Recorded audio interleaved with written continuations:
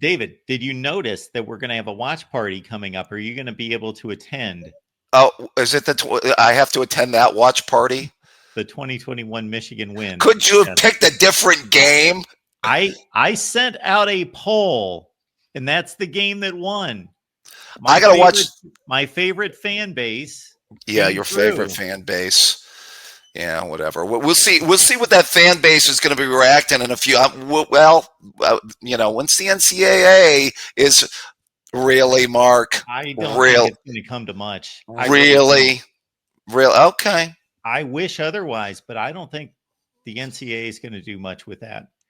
Money, recruiting violations, not violations, but recruiting penalties. Restricting recruiting, money, show causes for guys that don't even matter at this point, i.e. Connor Stallions. Scholarship reductions, getting rid of wins. How about a playoff ban? That would there you go. Something. Let's do something that moves the needle here. You know what I mean? Exactly. I'm not telling you what should happen. I'm telling you what most likely is going to happen, and I don't see them taking away wins. And if you take away wins, you have to take away the championship. Well, I mean, they could strip. They could do that. You can't say this team went 0-12 and they won the national championship. Well, 21 and 22 could be stripped, definitely, for sure. They could do that. And then 23. Now, the one thing that they've always said is because you have the playoff committee and then you have the separate entity thing there, right, sure. Mark? Yeah. So that's going to be interesting. Once it all comes down, are you going to have your bromance Steve Dace on to hash it all out, Mark? Is that what's going to happen on here? That's his least favorite topic. He refuses to talk about it. He thinks it's a complete scam. I beg to differ, sir. I followed Mr. Dace online, and I followed his podcast when it was all going down. He was talking about it. Oh, he bloviating. But he thinks he pretty much shut his mouth on it and said it's a complete scam. Well, okay, all right. I don't bring it up to him. But if Connor Stallions was doing nothing wrong, Mark, he would still have his job. And if Connor Stallions was not effective doing that scouting job, they would have had him stop doing it. Right, exactly. If he was doing everything above board, he would still have his job. To me, that was a sign of guilt right there.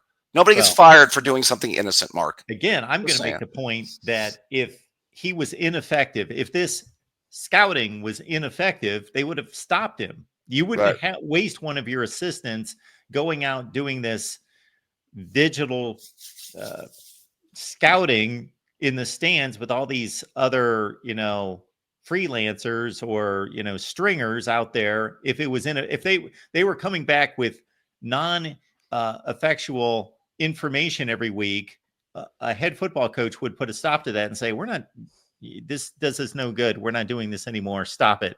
But he did it for 2.5 years. So that to me is one of the biggest parts in this. We shall see. By the way, I was promised the 2016 game, by the way. You promised me the spot game. Remember we talked about that one time. Me, you, and John D were going to do that one year, I think, Mark. I took a poll. Okay. That game won. All right. You know what? All right. When is the watch party? Our Buckeye fans around here, it's to be determined, as you see right there. Our Buckeye fans around here need to step up a bit. The Michigan channel has just eclipsed it, just blown it away.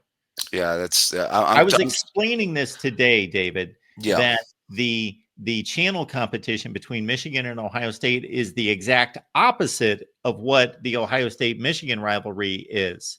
I calculated these numbers the other day, and I did a Twitter post.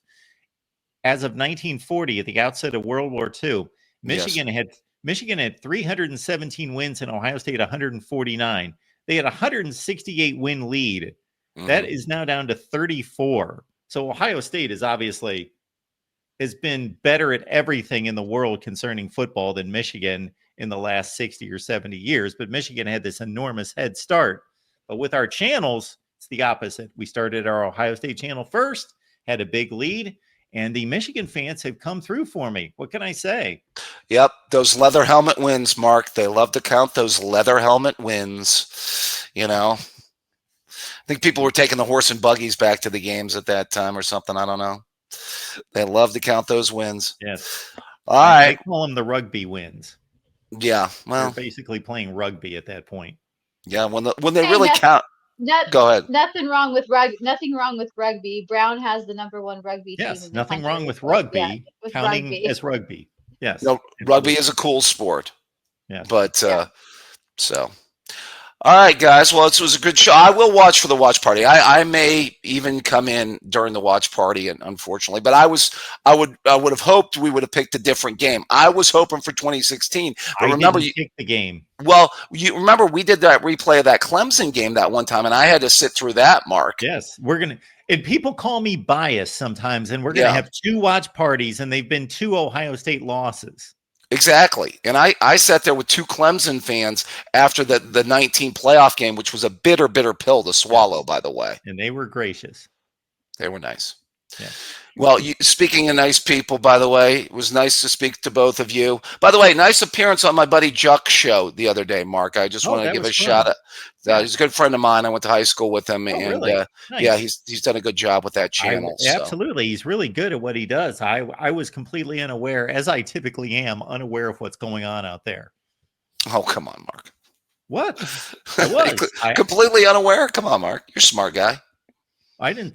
Well, I'm not going to debate my intelligence one way or the other, but I'm just talking about I was unaware of his podcast and a lot of other ones out there.